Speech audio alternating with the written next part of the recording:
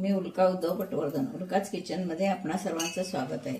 मी आज आपल्याला चिंचेची कढी करून दाखवणार आहे। नारळाचा रस घालून चिंचेची कढी किंवा सार म्हणतात त्याला, विशेषतः सारच म्हणण्याची पद्धत आहे, ते तुम्हाला मी करून दाखवणार आहे। मोजक्या साहित्यात आणि एकदम छान रुचकर असं सार मी करून दाखवणार आहे।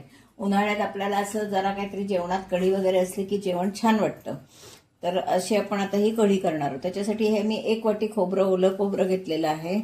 त्यानंतर हा गूळ आहे महत्त्वाचा, म्हणजे त्याला गूळ लागतो। ही चिंच मी भिजत घातली गरम पाण्यात, ते आता आपण कोळून घेणार आहोत।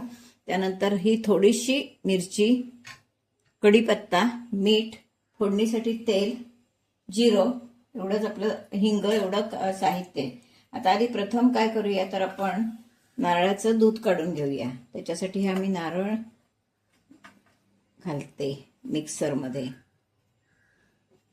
नारळाचं दूध आणि चिंचेचं पाणी फुटू नये म्हणून, किंवा नारळाचं दूध जनरल फाटतं म्हणतात, म्हणून आपण त्याच्यासाठी त्याच्यात 1 चिमूटभर तांदूळाचं पीठ घालणार, म्हणजे फाटत नाही। हे मी तुम्हाला बऱ्याच वेळा सांगितलंय, पण पुन्हा सांगते टीप। आता हे आपण छानपैकी बारीक करून घेऊया। नारळाचं दूध छानपैकी फडक्यावर गाळून घेणार आहोत।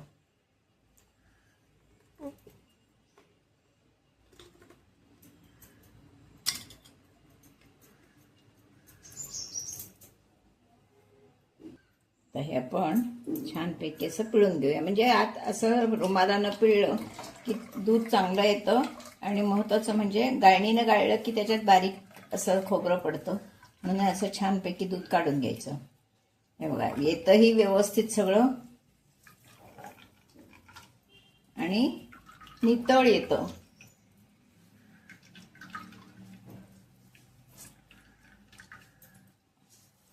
आज परत घालणार नाही, एकदाच चांगलं घुसळून घेतलंय। हे आपण अगदी बारकाच 1 चमचा पीठ घेतलंय, ते घातलंय, म्हणजे कढी फुटत नाही। असं छान ढवळून घ्यायचं। खूप सुंदर कढी लागते, अगदी वरण भात कढी, किंवा म्हणजे ताक नसलं तरी सुद्धा चालतं। ही कढी असली की इतकी सुंदर चवीची कढी लागते ही। आता आपण फोडणीसाठी तेल घालणार। ह्याला काही फार फोडणी लागत नाही, बेताची फोडणी लागते। मिरचीचा वास छान लागतो, मी सुकी मिरची थोडी घालणार आहे त्याच्यात। नाही, फार तिखट करायचीच नसते, मी पिता येईल अशी करायची।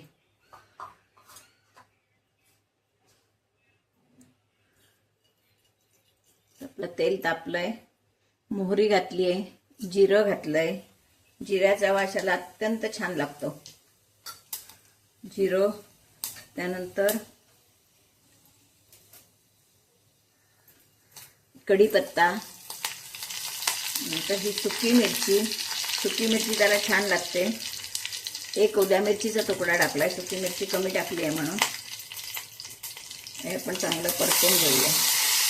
चालते, नाही घातली तरी चालते, पण मी थोडी घालणार आहे। आणि हिंग आवश्यक आहे। तर आपण हे नारळाचं दूध फोडणीला टाकणार आहोत।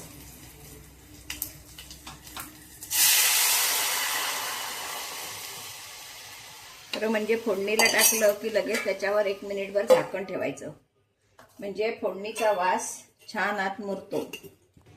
आपण काढलाय फोडणीत, चिंच भिजत घातली, याचा चांगला कोळ काढणार आहोत। हवं असेल त्या मनानं। आता मला आता थोडीच कढी करायची आहे, त्याच्यामुळे मी थोडासाच कोळ काढणार आहे। आणि हा 1 सुपारी एवढा गूळ घेतलाय, त्याच्यात ते असं विरघळवून घेणार आहे आणि आत टाकणार आहे कढीत। आपण हा आपल्या आवडीवर आहे, कुणाला जास्त आंबट आवडतं, कुणाला कमी आंबट आवडतं, तसं करायचं। हा गूळ मी आता तसाच घालणार आहे, कढी उकळताना तो विरघळून जाईल।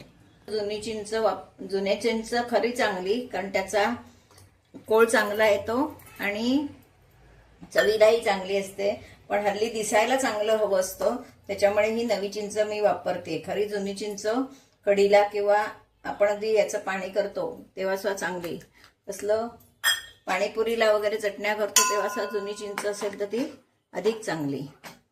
तर हे पण छानपैकी ढवळून घेणार आहोत. मीठ घालायचंय. मीठ घालून घेते आणि आपण ढवळत राहणार आहोत म्हणजे ती कढी फाटणार नाही. शेत मी ढवळत राहते. अशी सुंदर आपली नारळाचं सार पिण्यासाठी तयार आहे. आता आपण गॅस घालून टाकूया. हे बघा अजिबात फाटलेलं वगैरे काही नाहीये. असं ढवळत राहायचं मग ते एकदम छान होतं आणि प्यायला तर एकदम भारी लागतं.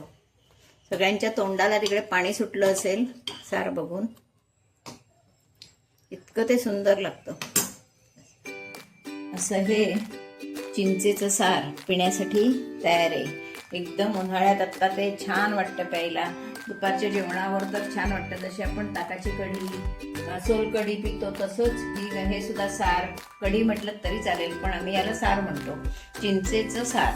तर हे खूप रुचकर, एकदम चवीला छान असं आणि नारळाचं दूध वगैरे घातलेलं आहे त्याच्यामध्ये. खूप टेस्टी असं आंबट गोड तिखट चवीचं सार छान लागतं. नक्की सगळ्यांनी करून बघा.